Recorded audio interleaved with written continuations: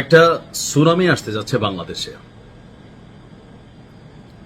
মৃত্যুদণ্ডের রায় হয়ে আছে পলাতক প্রধানমন্ত্রী শেখ হাসিনার। তো মৃত্যুদণ্ডের সাজা মাথায় নিয়ে বাংলাদেশে ঢোকার মতন দুঃসাহস দেখাতে যাচ্ছে শেখ হাসিনা। গেল কয়েকদিন আগে একটা বার্তা দিয়েছিল যে এই বছরই দেশে ফিরবে, তবে আন্তর্জাতিক গণমাধ্যম রয়টার্সকে দেওয়া সাক্ষাৎকারে এক বক্তব্য দিয়ে আবারও তোলপাড় করেছে শেখ হাসিনা যে আপনার এই বছরের শেষেই বাংলাদেশে ফিরছে, আর শুধুমাত্র ফিরছে না, জেলে যাবার মতন মানসিক প্রস্তুতি নিয়ে তিনি দেশে ফিরবেন। তো এই পরিস্থিতিতে আসলে কি ঘটতে পারে বাংলাদেশে, চলুন দেখি।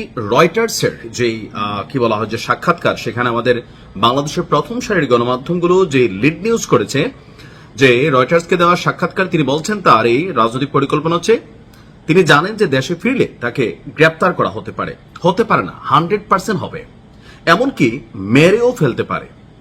আর এই সকল কিছু জেনেই দেশে ফেরার সিদ্ধান্ত নিয়েছে শেখ হাসিনা।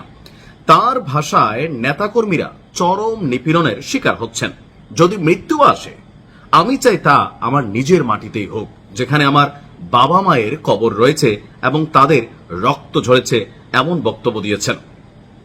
তো দেশে ফেরার বিষয়ে আসলে সরকারের সাথে বা ঢাকার সাথে কোনো ধরনের যোগাযোগ আছে কিনা, জবাবে শেখ হাসিনা বলছে যে না, কোনো যোগাযোগ হয়নি। গণতন্ত্র, ভোটাধিকার, রাজনৈতিক অধিকার এই বিষয়গুলো নিয়ে কোনো গোপন আলোচনা হতে পারে না। দীর্ঘদিন দেশ পরিচালনার ক্ষেত্রে আওয়ামী লীগ সরকারের ভুল ত্রুটি হতে পারে স্বীকারও করেছেন তিনি। বলছেন সরকার ভালো মন্দ বা ঠিক ভুল বিচারের অধিকার কেবল জনগণের। তো এখন ভারতে বসে দল গোছানোর কাজ করছে। এছাড়া আরো বিভিন্ন বক্তব্য তিনি রয়টার্সকে একটা লম্বা চূড়া সাক্ষাৎকার দিয়েছেন। এখন প্রশ্ন হচ্ছে, এই বক্তব্যের পর বাংলাদেশে আওয়ামী লীগের নেতাকর্মীদের এক ধরনের ঈদ উৎসব ফিল হচ্ছে। আসলেই কি শেখ হাসিনা বাংলাদেশে ফিরবেন? পারসেপশন কি বলে? আমি ক্ষুদ্র মানুষ, ক্ষুদ্র অ্যানালিস্ট, তা আমার পারসেপশন বলে যে তিনি ডিসেম্বর আসলে দেশে ফিরবেন না। তো তাহলে কেন এই বক্তব্য দিয়েছেন? কারণ সাম্প্রতিক সময়ে আপনাদের খেয়াল থাকার কথা, আওয়ামী লীগের প্রতিষ্ঠা বার্ষিকী উপলক্ষে বেশ কিছু ঘটনা ঘটেছে বাংলাদেশে।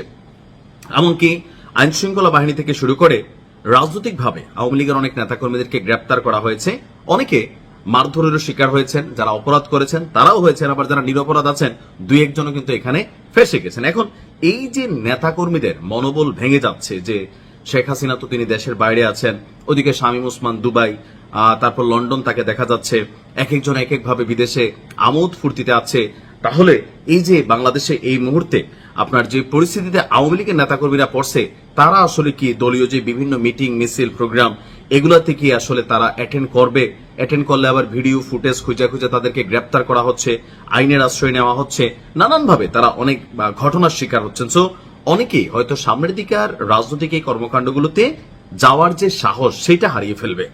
সেইটাকে মাথায় রেখে আমার মনে হয়, যেটা আমার ব্যক্তিগত মতামত, যে তিনি আসলে নেতাকর্মীদেরকে উজ্জীবিত করার জন্যই এমন বক্তব্য দিয়েছেন, একটা টাইম ফ্রেম বেঁধে দিয়েছেন। এমনকি ডিসেম্বরের আগে বাংলাদেশে নানান ধরনের ঘটনা ঘটতে পারে। কেন?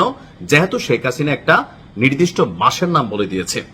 এখন তিনি যদি না আসেন বা আসেন তাহলে কি হবে? প্রথমত, আওয়ামী লীগ যদি আসে, শেখ হাসিনা যদি দেশে ফেরার জন্য টিকিট করেন, মুহূর্তের মধ্যেই মানুষ জেনে যাবে, মুহূর্তের মধ্যেই। এটা ভারত থেকে অটোমেটিকলি, আমার মনে হয় যে বাংলাদেশে তিনি ঢোকার আগেই সারা ঢাকার মধ্যে একটা অস্থির পরিস্থিতি তৈরি হবে।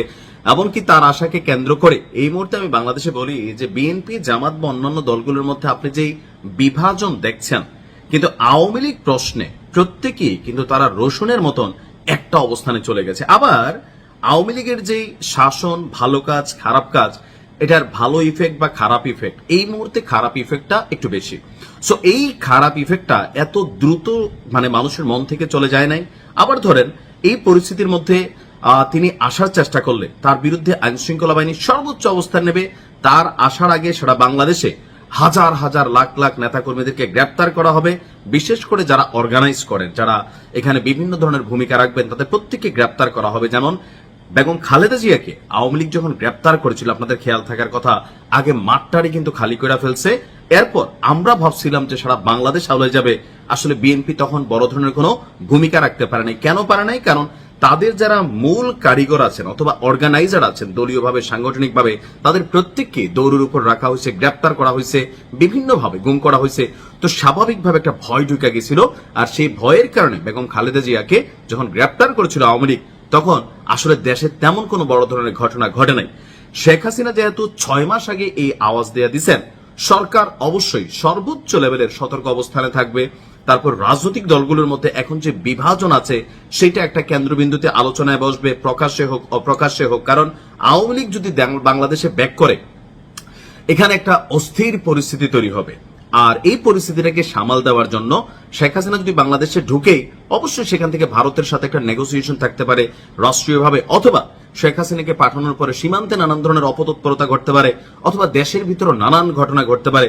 বিষয়টা কিন্তু এত হালকা না। আবার আওয়ামী লীগের যে সকল নেতাকর্মীরা ঘাপটি মেরে আছে বিভিন্ন জায়গায়, প্রশাসন থেকে শুরু করে বিভিন্ন ভাবে, প্রত্যেকে কিন্তু একটা উজ্জীবিত হওয়ার সুযোগ থাকবে। সো সরকার বিষয়টাকে কোনোভাবেই কিন্তু হালকা নিবে না। আর আমার যেটা ধারণা, আমার যেটা 100% একটা কনফার্মেশন ফিল হচ্ছে নিজের ভিতরে, যে এই মুহূর্তে শেখ হাসিনা এটা একটা রাজনৈতিক বক্তব্য দিয়েছেন, পরে একটা বিভিন্ন কারণ দেখে তিনি আসলে দেশে প্রবেশ করবেন। আর যদি করেন, সেটাও আওয়ামী লীগ সরকারের যেমন পতন হয়ে গেছে, শেখ হাসিনা যে দেশ ছেড়া পালাবেন এটা যেমন একটা অবিশ্বাস্য বিষয় ছিল, তার এই দেশে ফিরাটাও একটা অবিশ্বাস্য একটা, আমার কাছে মনে হচ্ছে যে এমন যে এটা একটা অষ্টম আশ্চর্যজনক বিষয় হয়ে যাবে। তবে এই বিষয়টাকে কেন্দ্র করে, তার এই বক্তব্যকে কেন্দ্র করে এই মুহূর্তে সারা বাংলাদেশে নানান ধরনের অ্যাক্টিভিটিস হতে পারে। আর আমি জানি না যে আসলে কি ঘটতে পারে। তবে যারা নেতাকর্মীরা আছেন, যাই করেন বুঝে শুনে করেন, সরকার সর্বোচ্চ লেভেলে সতর্ক থাকবে। এখন দেশের মধ্যে নানান ধরনের অ্যাক্টিভিটিস দেখা যাচ্ছে, যে ফাতা কমব্যাটের খবর বের হয়েছে, এগুলোও কিন্তু সরকারের জন্য একটু কি বলা হয়, যে ধরেন কোণঠাসা হয়ে পড়ার মতন অবস্থা। যদিও সরকার সাথে সাথে এগুলোর বিরুদ্ধে ব্যবস্থা নিচ্ছে। পশ্চিমা বিশ্ব বাংলাদেশকে অনেকটা যেই জায়গাতে চিন্তা করার কথা ছিল, তো এই ধরনের কর্মকাণ্ডগুলোর কারণে আসলে কোথায় যে কি খেলা হচ্ছে বাংলাদেশের জনগণ, আমরা আসলে বোঝার কিন্তু কোন রকম সেরকম উপায় নেই।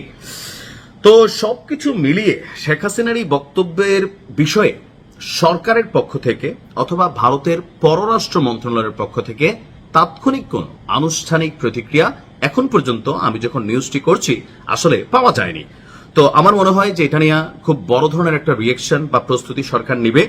শেখ হাসিনা ফিরুক না ফিরুক, ডিসেম্বরের আগে যে কোনো ধরনের আওয়ামী লীগের যত কার্যক্রম রাষ্ট্রীয়ভাবে নিষিদ্ধ, কোন ধরনের কার্যক্রম পরিচালনা করার চেষ্টা করলে অথবা কোন রকম অর্গানাইজ করার চেষ্টা করলে, সন্দেহভাজন হোক বা আড়িপেতে হোক, যেভাবে হোক, গোয়েন্দা তথ্যের মাধ্যমে হোক, আসলে অনেককেই গ্রেপ্তার করা হবে।